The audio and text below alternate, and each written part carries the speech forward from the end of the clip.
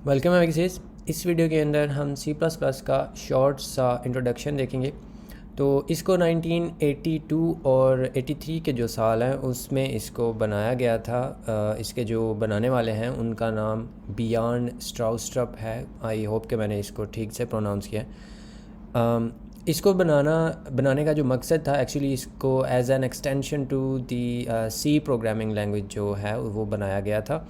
तो इसको बनाने की जो ज़रूरत पेश आई थी वो ये थी कि सी लैंग्वेज है जो उसके अंदर, क्योंकि क्लासेस का कंसेप्ट नहीं है, तो क्लासेस जो थी यानी कि ऑब्जेक्ट्स जो हैं उनको लेकर आना था इसके अंदर। तो जो इसके बनाने वाले हैं क्रिएटर, उन्होंने फिर इसको जो फर्स्ट टाइम इसको लॉन्च किया, आई थिंक वो 85 के अंदर था। तो 85 में जब इन्होंने इसको लॉन्च किया तो उस टाइम पे इसका नाम उन्होंने सी विद क्लासेस जो था वो रखा था। लेकिन बाद में चल के तो इसका नाम जो है वो सी प्लस प्लस हो गया। और फिर 98 के अंदर इसका जो है वो स्टैंडर्ड्स आना शुरू हो गए।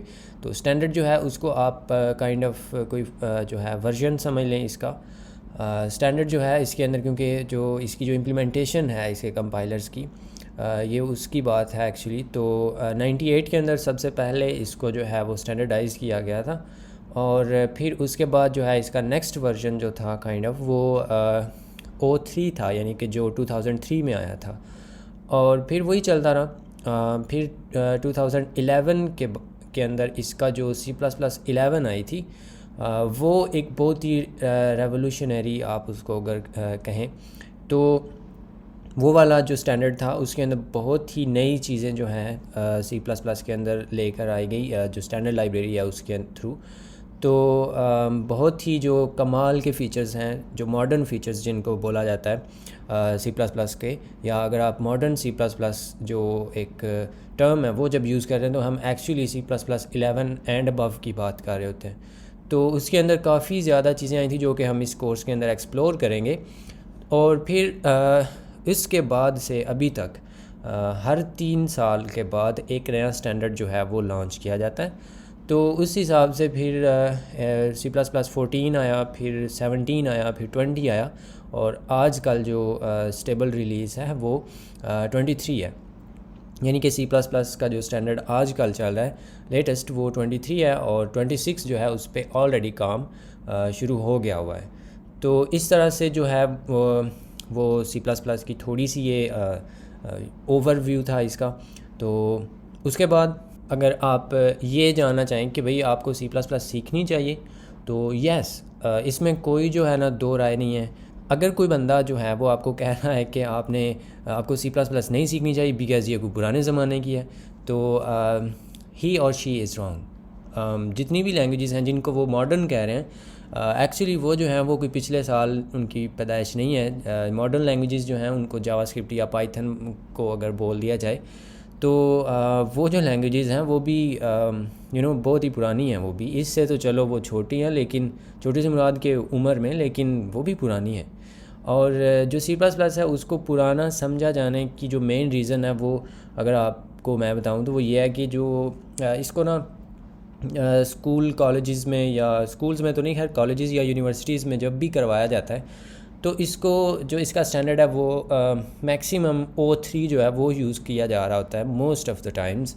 तो अगर आप 2003 की जो इसके फ़ीचर्स हैं वो यूज़ कर रहे हैं तो फिर मतलब आप इसको अगर पुराना बोलेंगे तो फिर आप वैसे गलत भी नहीं है, लेकिन इसमें आपका फिर कसूर भी नहीं है। तो इसके जो मॉडर्न फ़ीचर्स हैं वो आपको हर जो जिसको आप मॉडर्न लैंग्वेज कह रहे हैं वो सारे फ़ीचर्स इसके अंदर अवेलेबल हैं। और अब तो जो चीज़ें पाइथन की भी जो एक एक्सटेंशन आ रही है, आई थिंक उसका नाम अजीब था, वो कोई पता नहीं क्या, मुझे वो याद नहीं है, इसलिए मैं उसका कोई गलत नाम नहीं इधर लूँगा। वो जिस पे काम हो रहा है उसके अंदर जो C++ के कंसेप्ट हैं, लाइक मूव कंस्ट्रक्टर या मूव जो है असाइनमेंट ऑपरेटर, उस तरह के जो कॉन्सेप्ट्स हैं वो उसके अंदर अब लेकर आ रहे हैं। तो ये जिनको वो मॉडर्न कह रहे हैं लैंग्वेजेस, वो इसकी तरफ देख के तो जो है वो अपनी झोलियाँ भर रहे हैं। तो मैं यहाँ पे किसी भी लैंग्वेज जो है उसमें उसकी साइड नहीं ले रहा और ना ही मैं कोई किसी को डिग्रेड कर रहा हूँ। एक्चुअली मेरी बात करने का मकसद ये है कि किसी भी लैंग्वेज को आपको पुराना या आउटडेटेड जो है वो बगैर किसी रिसर्च या बगैर किसी रीज़न के नहीं कहना चाहिए। तो C++ जो है उसके बाद अगर आप इसकी बात करेंगे ये यूज़ कहाँ पे होती है, अगर आप इसको सीखते हैं तो आपका क्या होगा, आपको क्या मिलेगा। तो जो मेन रीज़न है वो ये है कि C++ जो है उसकी जो फील्ड के अंदर जो इस्तेमालात हैं उसकी बाद में बात करते हैं, लेकिन जो मेरा पर्सनल पॉइंट ऑफ व्यू है वो ये है कि आप मे बी वेब डेवलपमेंट करना चाहते हैं, आप फ्लटर करना चाहते हैं, आप iOS करना चाहते हैं इनके स्विफ्ट के साथ, वैसे तो फ्लटर में भी iOS हो जाता है, या आप AI करना चाहते हैं, या मतलब दुनिया की कोई भी फील्ड जो है इसके अंदर प्रोग्रामिंग के अंदर उसमें आप जाना चाहते हैं। तो हर केस में जो बिगिनर है, जो फर्स्ट टाइम प्रोग्रामिंग में आ रहा है, उसको मैं डेफिनेटली यही सजेस्ट करूँगा, रेकमेंड करूँगा कि वो C++ से स्टार्ट करें। सी लैंग्वेज जो है उसमें भी कोई मसला नहीं है, बल्कि बिल्कुल भी मसला नहीं है, लेकिन उसको मैं इसलिए नहीं कह रहा क्योंकि उसके अंदर वही बात कि उसमें क्लासेस नहीं है। और सी जो है उस पर भी कॉन्स्टेंटली काम हो रहा है, बाय द वे उसके भी न्यू स्टैंडर्ड्स जो हैं वो आते हैं लेटेस्ट। आई थिंक 17 है या मे बी उसका भी 20 चल रहा है, 17 का तो मुझे कंफर्म है। लेकिन जो C++ है उसमें करने का मकसद ये है क्योंकि इसके अंदर वो सारी जो मॉडर्न आप बाद में चल के जो है वो मे बी आप वेब डेवलपमेंट करें, तो वो जो वेब डेवलपमेंट है उसके अंदर क्लासेस होंगी। वेब डेवलपमेंट से मुराद क्योंकि आपने जावास्क्रिप्ट उसके अंदर most of the times use करना है, तो उसके अंदर ऑब्जेक्ट्स होंगे, और इसी तरह से अगर आप पाइथन भी करते हैं तो उसमें भी ऑब्जेक्ट्स होंगे एंड सो ऑन।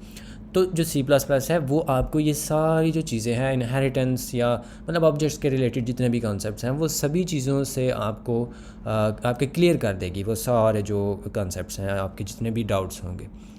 और ऑन टॉप ऑफ दैट जो इसकी मेन रीज़न है वो ये है कि आपको ये लो लेवल पे कंट्रोल देती है चीज़ों का, आपको ये मिस्टेक्स करने की इजाज़त देती है।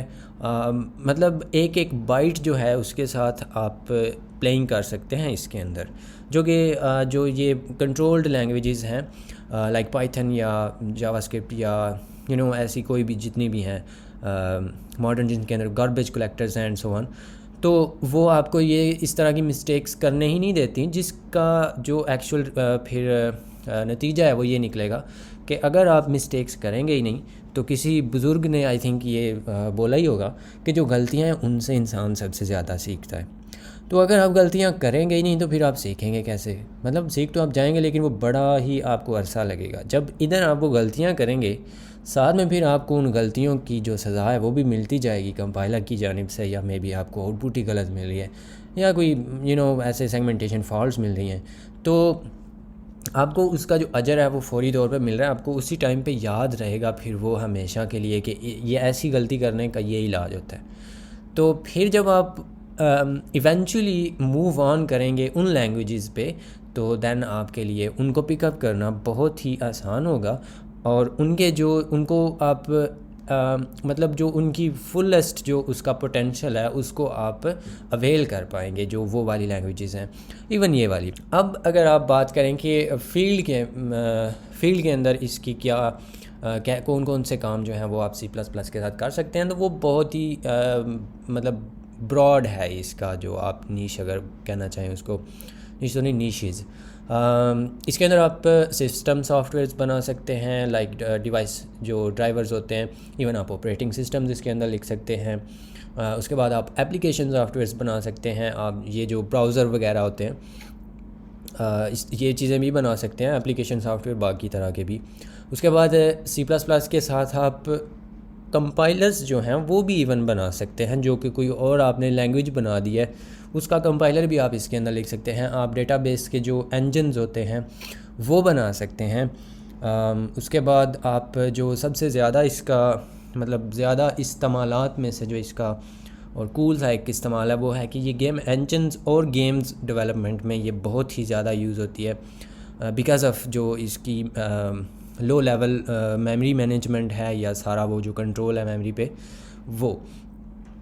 उसके बाद जो है वो आप इसके अंदर जो नेटवर्क्स हैं वो भी मतलब जो नेटवर्किंग होती है आप वो भी इसके अंदर कर सकते हैं।